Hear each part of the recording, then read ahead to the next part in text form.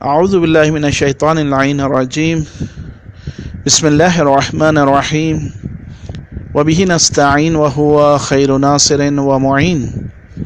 سلسلہ دروس معارف امام حسین علیہ السلام میں یہ آج 9 نمبر کا درس ہے۔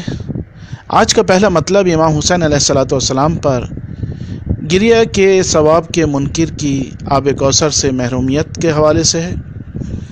علامہ مجلسی رحمۃ اللہ علیہ لکھتے ہیں کہ ایک دفعہ ہم کچھ دوست مل کر امام علی رضا علیہ السلام کی زیارت کو گئے۔ عاشور کا دن تھا۔ ایک ذاکر نے امام محمد باقر علیہ السلام سے یہ روایت نقل کی کہ من ظرفت عیناہ علی مصاب الحسین علیہ السلام ولو مثل جناح البعوضہ غفر اللہ لہ ذنوبہ، یعنی جو بھی آنکھ مصائب امام حسین علیہ السلام پر گریہ کرتی ہے، اگرچہ اس کا آنسو مچھر کے پر کے برابر ہی کیوں نہ ہو، تو خداوند عالم اس کے گناہوں کو بخش دیتا ہے۔ تو ایک اہل علم نے اس حدیث کا انکار کیا، یہ کہتے ہوئے کہ یہ حدیث عقل و منطق کے ساتھ سازگار نہیں ہے۔ ہم لوگوں نے اسے بہت قائل کرنے کی کوشش کی مگر اس کی سمجھ میں نہ آیا۔ اسی شب اس نے خواب میں دیکھا کہ قیامت برپا ہو چکی ہے، محشر کا منظر ہے، سب اپنے اپنے نامہ اعمال کے لیے حکم پروردگار کے منتظر ہیں۔ میدان محشر میں سخت گرمی سے شدید پیاس لگی، ادھر ادھر دوڑا، دیکھا ایک بہت بڑی صاف و شفاف نہر ہے جس کے دہانے پر 2 مرد اور ایک عورت سیاہ لباس پہنے کھڑے ہیں۔ پتہ کیا تو معلوم ہوا کہ وہ رسول خدا صلی اللہ علیہ وآلہ وسلم اور علی مرتضیٰ اور فاطمہ الزہرا سلام اللہ علیہما ہیں۔ میں نے پوچھا کہ یہ سیاہ لباس کیوں پہنے ہوئے ہیں؟ تو جواب ملا آج عاشور کا دن ہے، لہٰذا یہ سب غم حسین میں سیاہ لباس پہنے ہیں۔ اب جو میں نے بی بی سے پانی طلب کیا تو حضرت نے جواب دیا کہ میرے حسین پر رونے کے گریے کے ثواب کا انکار کر کے حوض کوثر کا پانی پینے آئے ہو، ہرگز تمہیں نہیں ملے گا۔ اسی گھبراہٹ میں میری آنکھ کھل گئی اور میں نے فوراً اپنے کیے پر توبہ کی اور دوستوں سے معافی مانگی۔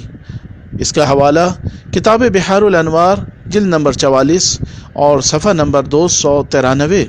اور آج کا دوسرا مطلب، امام حسین علیہ السلام پر گریہ و بکا کیوں؟ ایک وائز ممبر پر تشریف فرما مصائب امام حسین پر گریہ کرنے کے ثواب کے بارے میں مختلف احادیث ذکر کر رہے تھے۔ من جملہ ان احادیث میں سے ایک یہ حدیث نبوی انہوں نے نقل کی کہ کل عین باکیۃ یوم القیامہ الا عین بکت علی مصاب الحسین فانہا ضاحکۃ مستبشرہ بنعیم الجنہ، یعنی ہر آنکھ روز قیامت گریہ کرے گی سوائے اس آنکھ کے جو مصائب امام حسین علیہ السلام پر گریہ کرتی رہی ہو۔ وہ آنکھ روز قیامت بہشتی نعمتوں سے سرفراز خوش و خندہ ہوگی۔ جب وائز تقریر سے فارغ ہو کر نیچے آئے تو سننے والوں نے کہا کہ مصائب امام حسین پر گریہ کرنے کا اتنا سارا ثواب کیوں؟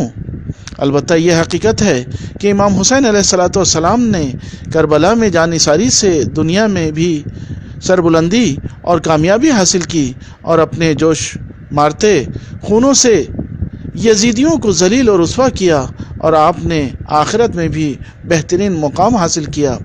ابھی عالم برزخ کی بہشت میں خدا کی نعمتوں سے بہرہ مند ہیں اور سورہ آل عمران کی آیت نمبر 169 کی روح سے آپ زندہ ہیں، جیسا کہ ارشاد رب العزت ہے وَلَا تَحْسِبَنَّ الَّذِينَ قُتِلُوا فِي سَبِيلِ اللَّهِ أَمْوَاتًا بَلْ أَحْيَاءٌ عِندَ رَبِّهِمْ يُرْزَقُونَ، یعنی اے پیغمبر جو راہ خدا میں قتل کر دیے گئے ہیں ہرگز انہیں مردہ نہ سمجھنا، بلکہ وہ زندہ ہیں اور ان کے پروردگار کی جانب سے ان کو روزی دی جاتی ہے۔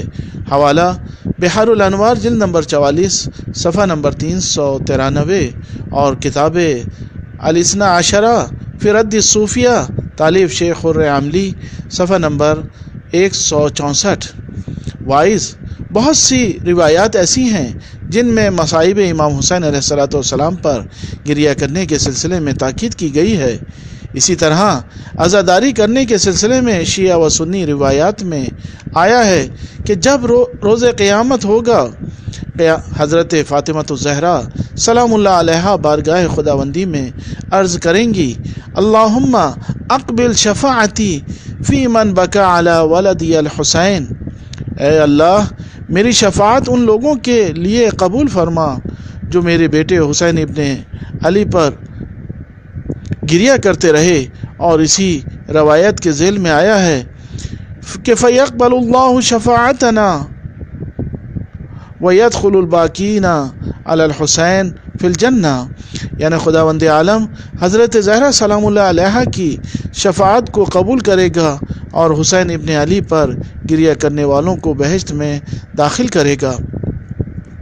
متعدد روایات کے اعتبار سے انبیاء ما سبق اور پیغمبر اسلام و ائمہ طاہرین علیہم الصلوۃ والسلام سب نے مصائب امام حسین علیہ الصلوۃ والسلام پر گریہ کیا ہے اور عزاداری کی ہے، تو کیا ان سب اولیاء کرام کی اتباع کرتے ہوئے اگر ہم امام حسین علیہ الصلوۃ والسلام پر گریہ کرتے ہیں تو کیا اس میں کوئی اشکال ہے؟ نہ صرف کوئی اشکال نہیں بلکہ ایسی سنت کو زندہ رکھنا اچھا کام ہے اور پیغمبر اکرم اور ائمہ اطہار علیہم الصلوۃ والسلام کی اقتداء ہے اور عظیم ثواب کا مستحق قرار پانا ہے۔ وآخر دعوانا ان الحمد للہ رب العالمین۔